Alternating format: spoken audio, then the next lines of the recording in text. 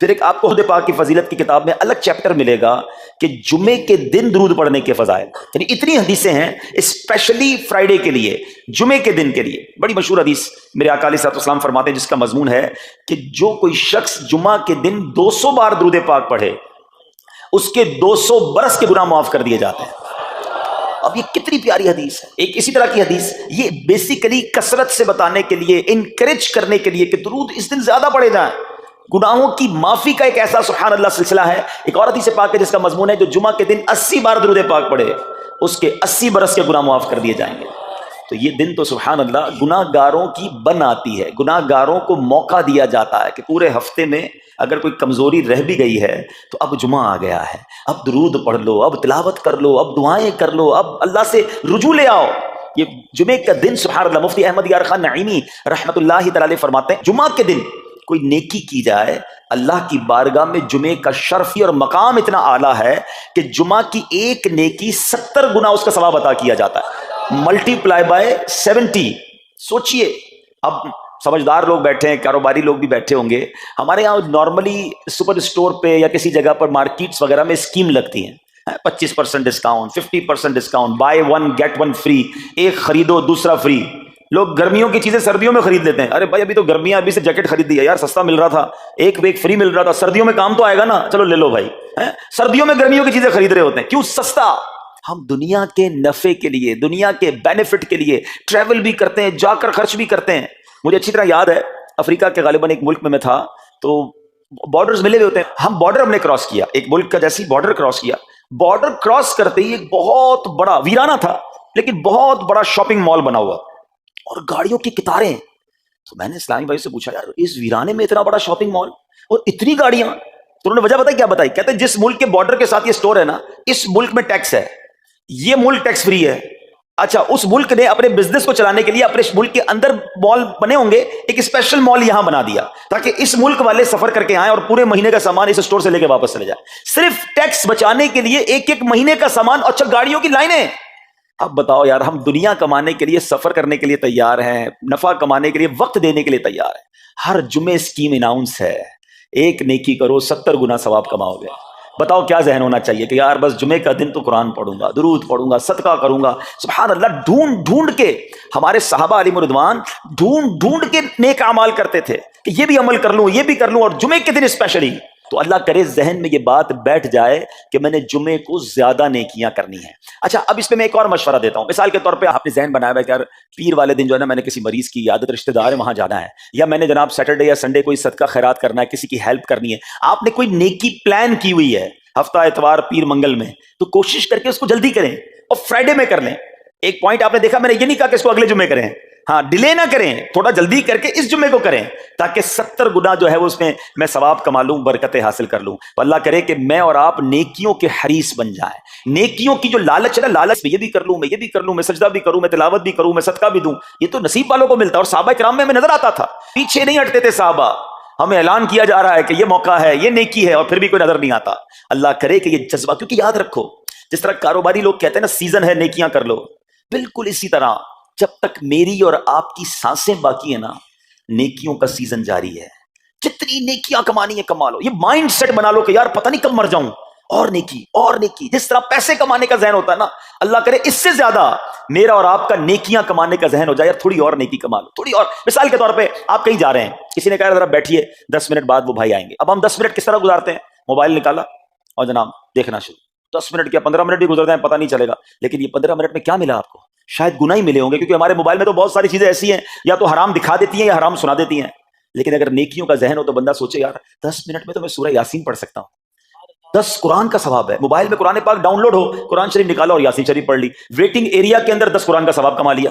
اگر یہ mind set ہو بندہ کہ یار اتنی دیر میں تو 100 بار درود پاک پڑھ لوں گا، اور آقا علیہ السلام فرماتے ہیں جو 100 بار درود پاک پڑھے اس کی دونوں آنکھوں کے درمیان لکھ دیا جاتا ہے کہ یہ بندہ دوزخ کی آگ اور نفاق سے بری ہے۔ 5 منٹ 10 منٹ میں میں اتنی نیکیاں کما سکتا ہوں، لیکن مائنڈ سیٹ ہی نہیں ہے، گھنٹوں ضائع کر دیں گے، نیکی کمانے کا ذہن نہیں بنتا۔ اگر یہی 10-15 منٹ میں مجھے پیسے ملنے ہوتے تو بتاؤ ہم کیا کرتے؟ اللہ کرے دل میں اتر جائے میری بات۔ تو بہرحال جمعہ کا دن یہ بہت کمال کا دن ہے۔ ہر جمعے کے دن آپ کو اونٹ صدقہ کرنے کا ثواب مل سکتا ہے۔ ایک اونٹ کتنے کا آتا ہے؟ 1.5-2 لاکھ روپے کا تو ہوتا ہے۔ 2 लाख रुपए हर जुम्मे को सदका करो। महीने के हो गए 8 लाख रुपए। बंदा बोले गरीब आदमी 8 लाख हर महीने? जी जनाब, हर महीने 8 लाख कमो बेश आप सदका करने का सवाब कमा सकते हैं। कैसे? कितना आसान। नबी पाक अलैहिस्सलाम फरमाते हैं, जिसका मजमून है जो जुमे के दिन सबसे पहले आता है उसे ऊंट सदका करने का सवाब मिलता है, जो उसके बाद आता है उसे गाय सदका करने का सवाब मिलता है। अल्लाह की रहमत से हर जुमे फरिश्ते मस्जिद के दरवाजे पर खड़े होते हैं, हम अल्लाह से दुआ करते हैं, अल्लाह तेरी नूरी मखलूक के सदके हम पर रहम फरमा, हमारी मगफिरत फरमा। मगर जब इमाम खुतबे के लिए खड़ा हो जाता है, आका अलैहिस्सलाम फरमाते हैं वो रजिस्टर बंद करते हैं और वो भी आकर इमाम का खुतबा सुनने के लिए बैठ जाते हैं। तो जल्दी आकर, कुछ मिनट पहले आकर, अच्छा इल्मे दीन अलग मिलता है, ज़ाहिर है यहाँ हर जुमे बयान होता है, वो बयान सुनने को आपको अलग मिलेगा, नेकी की दावत अलग मिलेगी, और सुभान अल्लाह ऊंट सदका करने का सवाब। तो मुबारक हो उन्हें जो जल्दी आते हैं। तो बहरहाल अब मैं चाहता हूं कि जब बात जुमे पर ही हो रही है तो एक मैंने और आपको पैगाम देना था। जुमे को खुतबा दिया जाता है, सालों से खुतबा सुन रहे हैं। मुझे अच्छी तरह याद है जब मेरी उम्र शायद 17-18 साल थी तो सुनकर आधा खुतबा तो मुझे उसी वक्त याद हो गया था। आप शायद पौना याद हो गया होगा, है? आप में से भी कईयों को 60-70-80% खुतबा याद होगा क्योंकि हर जुमे सुनते हैं। मगर किसको ये तजस्सुस हुआ कि ये हर जुमे इमाम साहब पढ़ते हैं, इसमें पैगाम क्या है, इसका तर्जमा क्या है, इसमें हमें कहा क्या जाता है? बस सर झुकाते हैं, हाथ बांधते सुनते रहते हैं, कुछ सो भी जाते होंगे। अरे अल्लाह के बंदो, सोचो तो सही कि हर जुम्मे को सुनता हूं, आधा पौना याद भी हो गया, पैगाम क्या है? 2 बातें, एक हदीस पाक और एक खूबसूरत पैगाम हर जुम्मे को आप सुनते हैं। ठीक है, हदीस जरा सुनिएगा। अल्लाह के हबीब अलैहिस्सलाम फरमाते हैं, अल बिर्रु ला यबला वज़्ज़म्बु ला युनसा वद्दय्यानु ला यमूत। सुने हुए ना ये अल्फाज? ऐसा लग रहा है कि यार ये अल्फाज तो कानों में हर जुम्मे ही आते हैं। ठीक है, आगे फरमाया इअमल मा शि'त कमा तदीनु तुदान। ये हदीस है। ठीक है, इसके बाद कुरान की एक आयत तिलावत होती है, फमन यअमल मिस्काल ज़र्रतिन खैरन यरा वमन यअमल मिस्काल ज़र्रतिन शर्रन यरा। ये कानों ने कई बार, कहूं के सैकड़ों बार सुने हैं, मगर इसमें पैगाम कैसा है? दिल हिला देने वाला पैगाम, बड़ा समझाने वाली बात है इस हदीस में। अल बिर्रु ला यबला, मेरे आका फरमाते हैं नेकी पुरानी नहीं होती, करते जाया करो, ये नेकी तुम्हारे अकाउंट में जमा हो रही है। मैं और आप भूल जाएंगे, मेरा रब नहीं भूलता, उसके खजाने बड़े हैं। जहां नेकी पुरानी नहीं होती ना, अगला जुमला सुनो, वज़्ज़म्बु ला युनसा, गुनाह भुलाया नहीं जाता। मैं और आप भूल गए, अफसोस ये है, अजीब कहानी है। ये तो एक अजब अलग टॉपिक है कि आज जिससे मुलाकात करो उसको 15 साल 20 साल 25 साल पुरानी नेकियां याद हैं।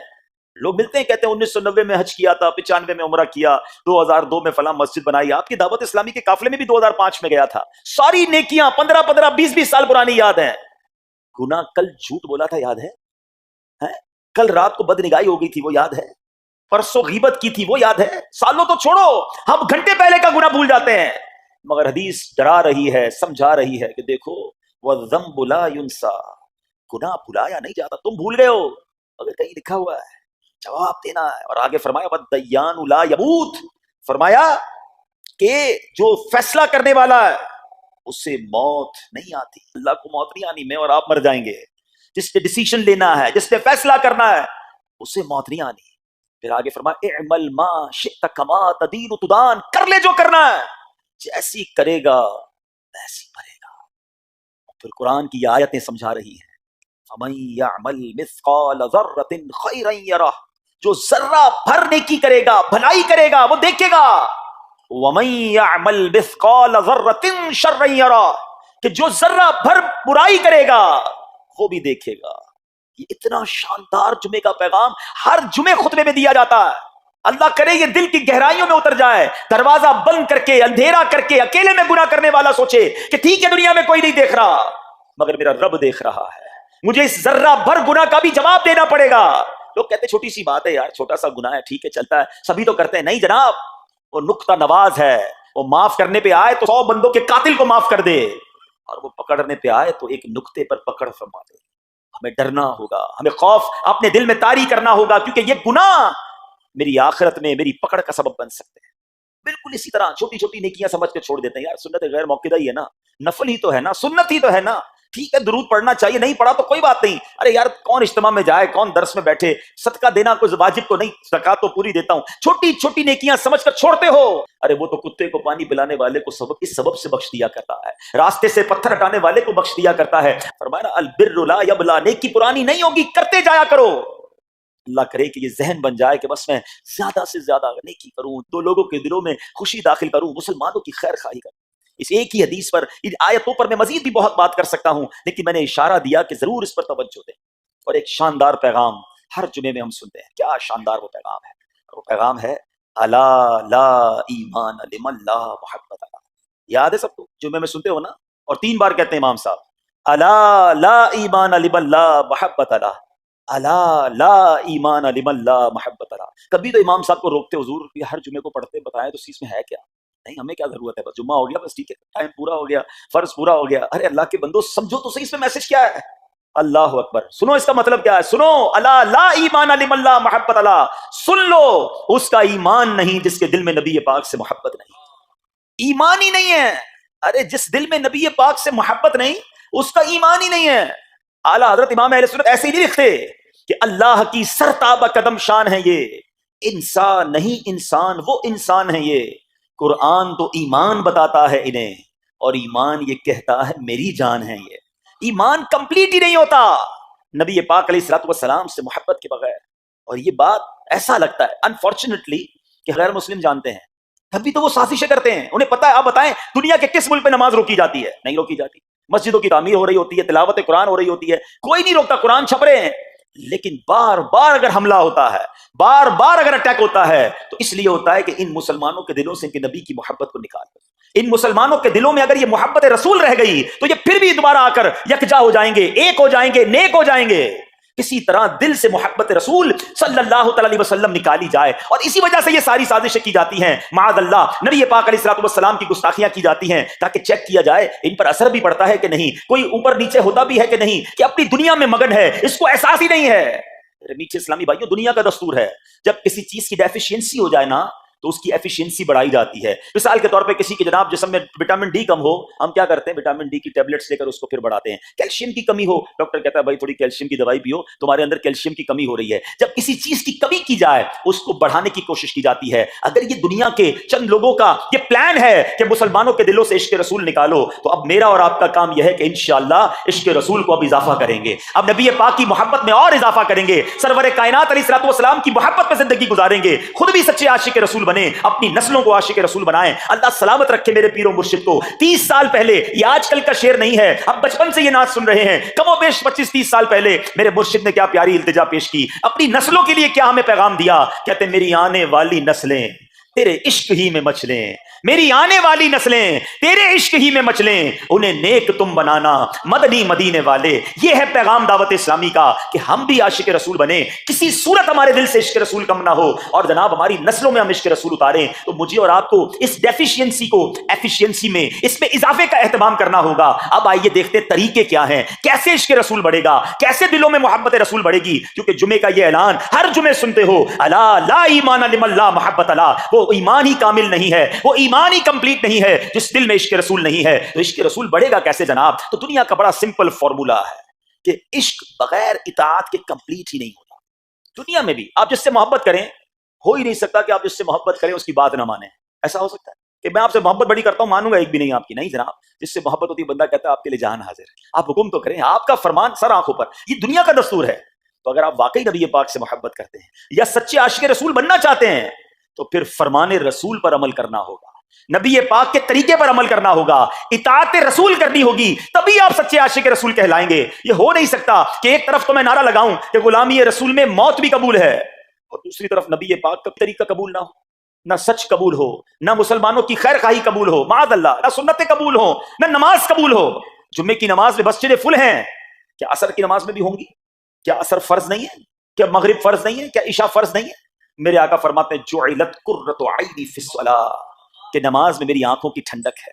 ان گستاخان رسول کو یہ جواب دینا ہے کہ تم جتنی نبی پاک علیہ الصلوۃ والسلام کی معاذ اللہ شان میں گستاخی کرو گے، دنیا میں تو نیست و نابود ہو ہی جاؤ گے، مگر تم دیکھو گے کہ تمہارا ہر قدم ہمارے عشق رسول میں اضافے کا باعث بنے گا، ہمارے انشاءاللہ نبی پاک کے قریب ہونے کا باعث بنے گا۔ آؤ نیت کریں کہ آج کے بعد ہماری کوئی نماز قضا نہیں ہوگی، آج کے بعد زندگی نبی پاک کی سنتوں کے مطابق گزرے گی۔ میرا چہرہ، میرا لباس، میرا کردار بتائے کہ میں کس کا امتی اور کس کا عاشق ہوں۔ ارے مجھے بتانا کیوں پڑے میں کس کا امتی ہوں، مجھے دیکھ کر پتا چل جائے۔ وہ شاعر لکھتے ہیں نا، فنا اتنا تو ہو جاؤں میں تیری ذات عالی میں، حضور فنا اتنا تو ہو جاؤں میں تیری ذات عالی میں، جو مجھ کو دیکھ لے اس کو تیرا دیدار ہو جائے۔